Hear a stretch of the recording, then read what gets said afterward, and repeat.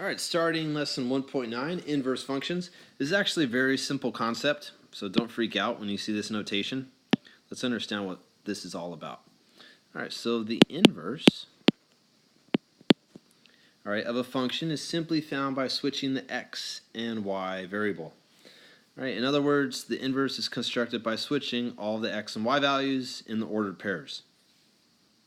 The notation used to indicate the inverse of f of x is f, and you have the -1 of x. Now this doesn't mean f to the negative first power, it's just a particular notation to indicate inverse. Alright, so this is an important note. Do not think that since you have the -1 here, like you've done in the past with exponents, you could bring down the f of x. You're not doing that here, it's just for notation purposes. Alright, if two functions are inverses of one another, then their composition is x. Alright, we'll see how that works out in a moment. Let's go on to the first example. All right, so find the inverse function of f informally and verify the composition of the functions and the function and its inverse. So let's see what's going to happen here. Well, I'm going to take f of x. F of x is actually the same thing as y. All right, and let me remind you that why do I replace y with f of x? Well, because this, if I were to graph it, it passes the vertical line test, which means that it's a function. So remember that f of x and y are the same thing. Okay, so now I'm going to figure out the inverse. All right, what do? You switch the variables. All right, so y becomes x and x becomes y. And now I have to isolate y once again. All right, now I'm going to multiply by 5 on both sides. I have 5x is equal to y minus 1. Add 1. And I have y is equal to 5x plus 1. All right, so there's my inverse. So I'm going to write f of -1 of x is equal to 5x plus 1. So the inverse of f of x is equal to 5x plus 1. All right, now I'm also going to verify that. So informally meant just using algebra to find the inverse. Now I have to find the composition of these functions. Here I have f of the inverse of f of x. That's equal to, what happens when I plug in the inverse? Well, here I have x, I'm plugging in 5x plus 1, and I have 5x plus 1 minus 1 over 5. So then I have 5x, because the 1's cancel out, over 5, and then I have x. All right, so that's part 1 to this procedure.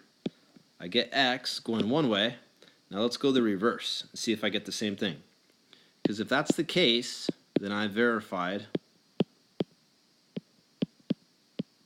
that the function has an inverse, or that these expressions are inverses of one another. All right, so here I have 5 times x minus 1 over 5 plus 1. 5's cancel out. I got -1 plus 1, so I'm left with x. All right, so if you're left with x for both, check, check. All right, you've just verified that these functions are inverses of one another. Going on to example 2. All right, now inverse functions are reflected over the line y equals x. All right, and surprisingly, not a lot of students understand what that looks like. This is actually going back to Algebra 1, okay? This is the most simple line to graph. What's the slope? 1 over 1. All right, we're going to get to that in a moment. All right, so draw the inverse of the function below. Well, I know the inverse is reflected over this line, so the slope is 1 over 1. So I go up 1 over 1, up 1 over 1, up 1 over 1, down 1, back 1, down 1, back 1, down 1, back 1. All right, so the graph is going to be reflected over this line. So I take this piece, bring it over to the other side. Take this piece, bring it over to the other side. Take this piece, bring it over to the other side. Take this piece, reflect it over to the other side. Alright, so there's my graph of the inverse reflected over the line y equals x, always. For example 3, use the table of values for f of x to complete the table for the inverse of f of x. Okay, well, what's the big idea with inverses? The x and the y values do what? They simply switch. So all my x values become the y values, and all my y values become the x values. That's all there is to it. On to the next example. Alright, show that f and g are inverse functions algebraically. Okay, well, how do I do that? Well, I just have to show that the composition of the functions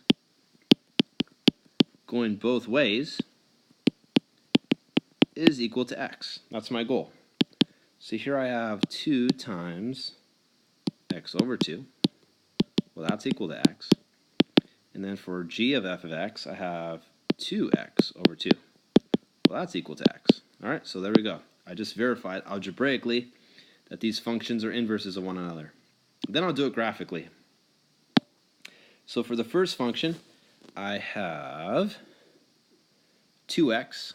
All right, so this is like y equals 2x. Another one is y equals x over 2. All right, so 2x. This is the same thing as 2 over 1. So I go up 2 over 1, up 2 over 1, up 2 over 1, down 2, back 1, down 2, back 1, down 2, back 1. All right, and here's my line. All right, that's my f of x. And then it's graph g. All right, slope is 1 over 2, so up 1 over 2, up 1 over 2, up 1 over 2, up 1 over 2, down 1, back 2, down 1, back 2, down 1, back 2, down 1, back 2. All right, there's g. And now if they are inverses of one another, they should be reflected over what line? Correct, the line y equals x. So here's the line y equals x, slope of 1 over 1.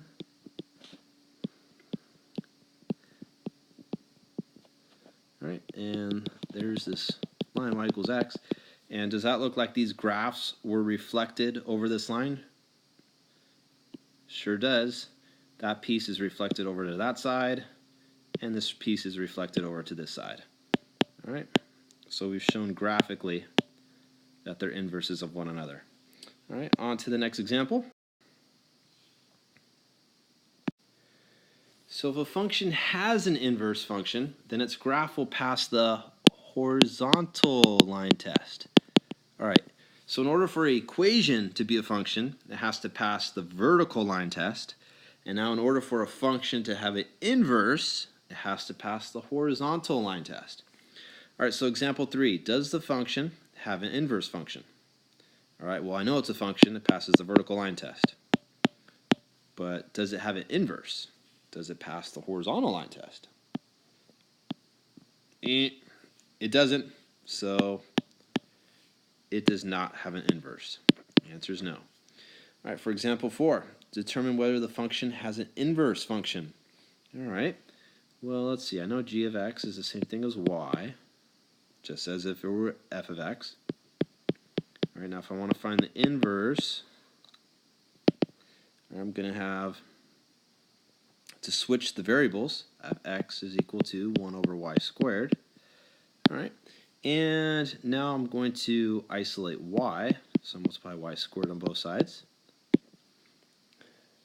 And I have y squared times x is equal to 1. All right, now I divide by x. Y squared is equal to 1 over x.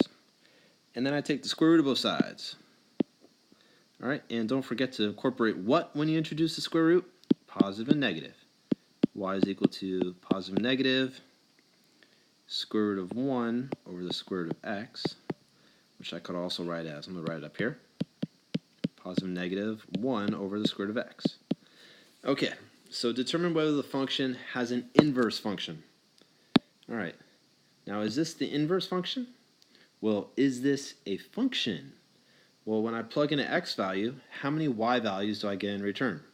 For example, if I plug 4 in here, I'm going to get 1 over 2.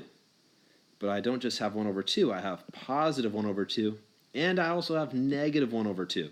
So then it's not a function, because anytime I plug in one x value, I should get only one y value back, and in this case I get 2.